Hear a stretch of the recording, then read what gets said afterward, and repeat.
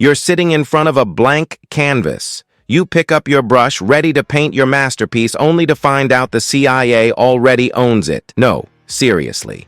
For decades, the agency quietly amassed one of the most bizarre art collections in history. Not for public display, not for profit, just because. In this video, we'll uncover how the CIA used art as a weapon during the Cold War, why they hoarded masterpieces worth tens of millions, and how a few lucky curators stumbled upon this buried treasure. If you love secrets, espionage, and the kind of twists that leave you saying, "Wait, what?" This is the video you've been waiting for. If you're hooked already, and honestly, who wouldn't be hit that like button? And don't forget to subscribe, because trust me, this channel is about to drop more secrets, stories, and strange but true facts than your history teacher ever dared to share.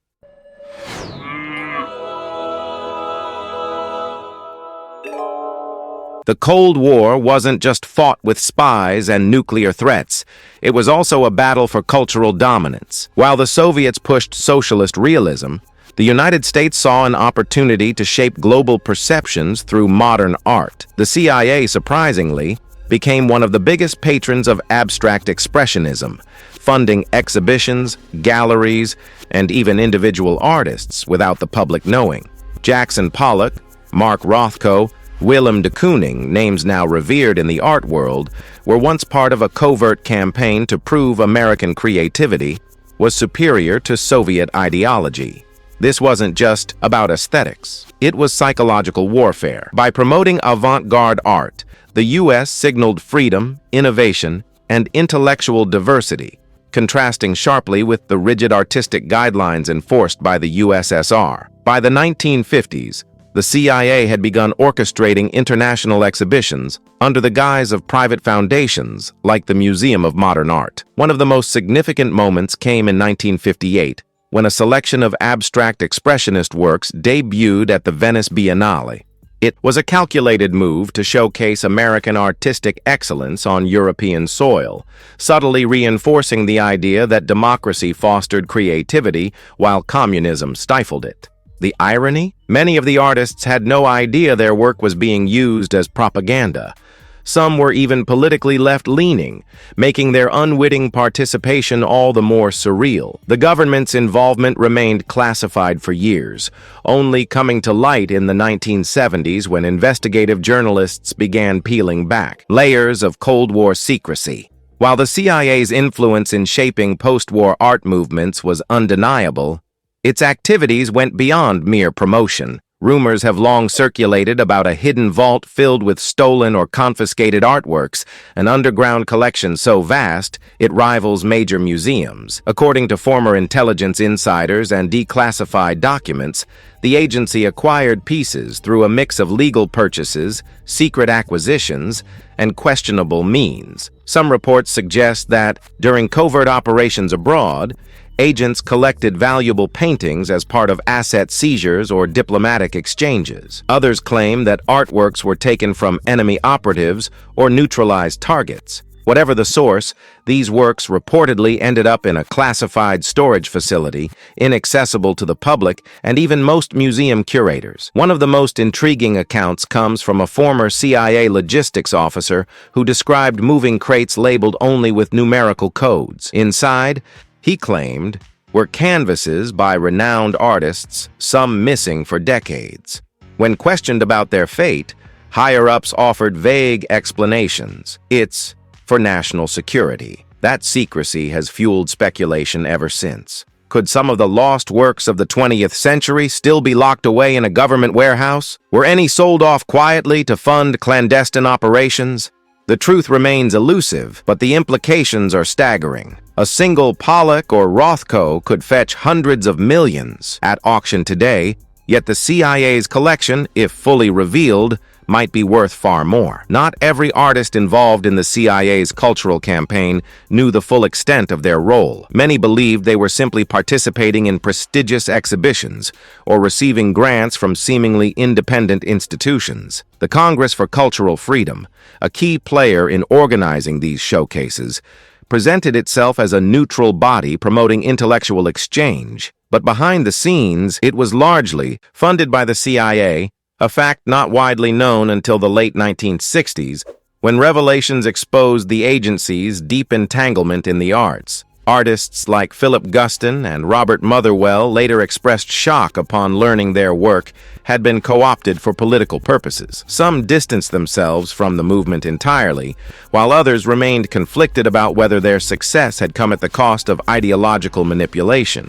The question of intent lingers. Did the CIA see itself as protecting free expression or merely exploiting it for strategic advantage? For many artists, the line between patronage and propaganda blurred over time. Some benefited immensely from exposure in Europe and beyond, gaining international recognition they might never have achieved otherwise. Others, however, felt betrayed by the realization that their creative output had been weaponized. This uneasy relationship between art and espionage continues to spark debate among historians and curators alike. Was the CIA's support genuine appreciation, or was it a calculated maneuver in the broader game of Cold War influence? As the CIA was waging its own cultural war through modern art, another battle was unfolding across the Pacific in Japan. The Meiji Restoration marked the end of the samurai era, but not before one of its most iconic figures, Saigo Takamori, led a final, doomed rebellion against modernization. His story mirrors the struggle between tradition and progress, much like the ideological clash playing out in the art world. Takamori, once a key architect of the new imperial government, ultimately turned against it when he saw the erosion of samurai values. His last stand at the Siege of Shiroyama in 1877 became legend, a tragic but noble fight against forces beyond his control. Sound familiar? The CIA's efforts to preserve artistic freedom faced similar resistance from critics who saw its interventions as intrusive, even imperialistic. Just as Takamori sought to defend a way of life fading into history, the CIA positioned itself as a guardian of cultural autonomy. But both narratives raise difficult questions. Who decides what deserves preservation?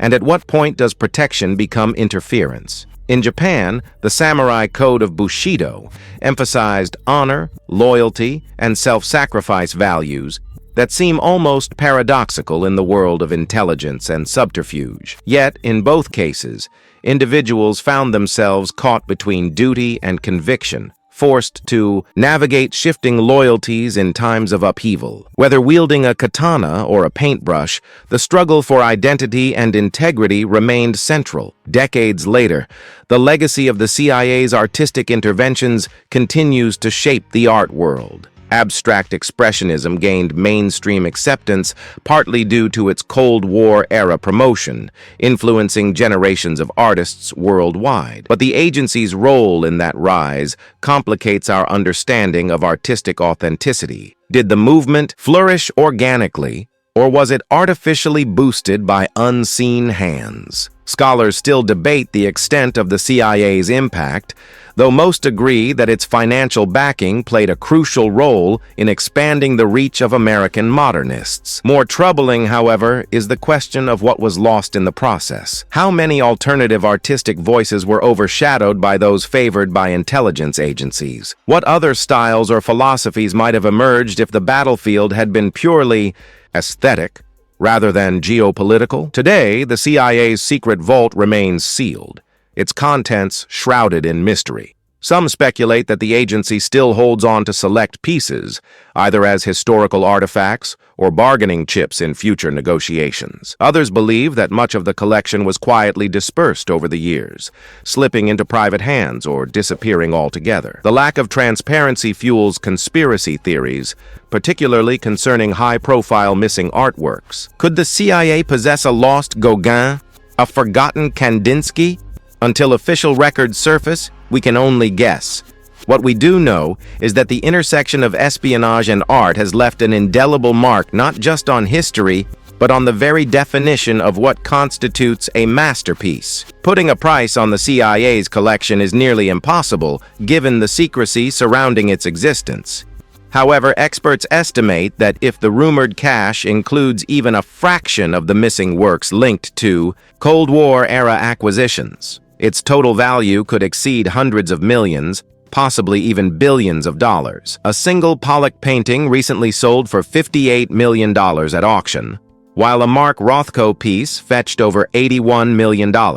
Multiply that by dozens, perhaps hundreds, of unaccounted-for works, and the financial implications become staggering. Of course, assigning monetary value to these pieces raises ethical concerns. Should governments hold private art in secret? Who truly owns a painting once it's been absorbed into classified holdings? These questions remain unanswered, but they underscore a deeper issue: the fine line between stewardship and possession. Beyond the numbers, there's the matter of legitimacy. If the CIA acquired certain artworks through dubious means, whether through confiscation, coercion, or clandestine purchase, do those pieces belong in public institutions or private collections? Some argue that returning them would set a precedent for repatriating culturally significant works held by governments worldwide. Others contend that, given the classified nature of these acquisitions, any attempt at restitution would be legally and logistically complex. Regardless of the stance,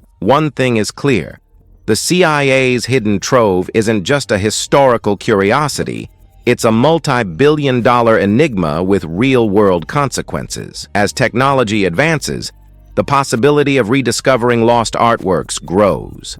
High-resolution satellite imaging, forensic analysis, and digital databases have helped recover stolen masterpieces from criminal networks and wartime plunderers. Could similar methods one day expose the CIA's hidden collection?